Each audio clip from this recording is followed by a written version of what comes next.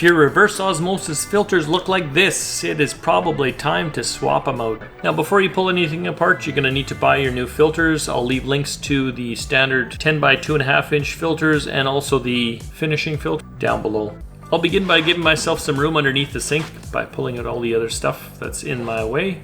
Then we'll start by turning off the RO tank and the water supply to the reverse osmosis. Don't forget to go on the top and drain out the tap as well, otherwise you're going to get a little shot of water when you disconnect your first line. Now before you pull off your inline carbon filter, be sure to note the direction of flow. You're going to need the tool to remove the canisters. I always keep mine just stuffed behind the RO setup so I never lose this thing. Give it a twist, and as soon as it's got a bit of a twist, you should be able to take the rest of it off by hand. I'm going to do that by lifting up the whole system. You'll want to make sure you have a towel down or a towel close by. There's going to be some water spillage. There will be a mess. I just take these things up to the sink and I'll just dump them out and rinse them out. It doesn't hurt to inspect the O-ring at the top too to make sure that's nice and clean as well. That's your seal for making sure there's no water leaking. Unwrap your filter, and some of these filters have a plug at the one end, and just take a look at the bottom of it. And if either end has a plug, that goes to the bottom of the filter canister. These things kind of work from the outside, water flowing in and then up. Once you got the membrane in there, just kind of shake it around a little bit or rattle it around and make sure you don't get it cross-threaded, and get it screwed back in. Once you've got it tightened up, snug it up with a tool, and this doesn't have to be crazy tight, just a little snugging is good. And we'll move on to the next stage. I like to do them one at a time just so I don't lose track of which stage that I'm doing, because I mean, it's kind of helpful that I video this. I can go back and look anytime I want. Now I'll do the same with the next stage. Dump it in the sink, put the new filter back in, and screw that one back in. This one is specific of orientation. All the holes go to the bottom on this one, and there's a little gasket on this stage, the GAC filter. I think this is the GAC. That goes to the top. It has a little bit of a grommet there to create a seal. Do the same thing there, snug that one up, use the tool to tighten it, and we're going to move on to the last stage. Now this one was pretty dang disgusting, I must say. I didn't realize how dirty this thing was until I pulled it out and dumped it out in the sink.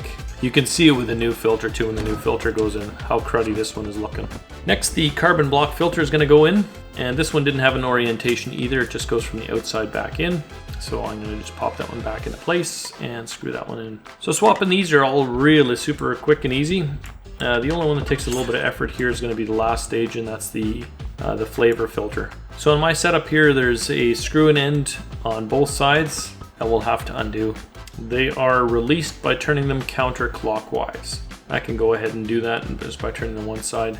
Now if you've got these little push-pull connectors with that little safety tab, remove the pin, push down and pull up to release the hose. Mine do have an O-ring on either side, so after I disconnect this fitting, which I will need a crescent wrench for, you'll notice the black O-ring at the top, so you don't require any Teflon tape or anything like that to get it to seal up as well. Now before you connect anything, we mentioned the flow earlier, so let's make sure we have the flow the same way and connect it up back to the lines. Now for the bottom side here, I was going to get a little carried away, and then I realized, hey, this is plastic, let's not over tighten the absolute crap out of this thing. Pop the line back in. Once you got it, make sure it goes all the way down, and then once you have the line in there, put the little safety clip on, and that just prevents it from accidentally popping off after it's set up. That's it.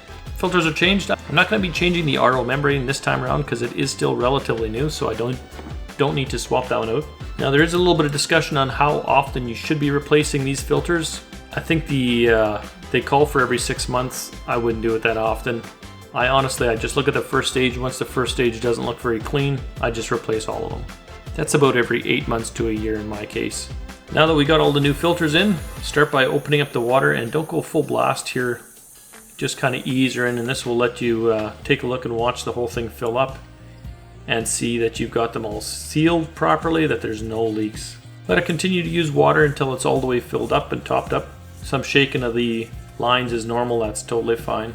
And once it stops using water, you can open up the line all the way and open your tank back up as long as you don't have any leaks. Don't forget to close that valve at the top of your sink as well. Here's my leak check, and that's all good. So we're set to go. Just going to take and put everything back underneath the sink in approximately the closest fashion that the wife had it there to elude myself from getting into trouble. And that's it. We're all set and we're all done. What you'll want to do here before you use this water for drinking is probably let the system go through one fill, empty it, another fill, empty it. That takes about an hour per fill, and then you should be good to go and you should have good tasting water.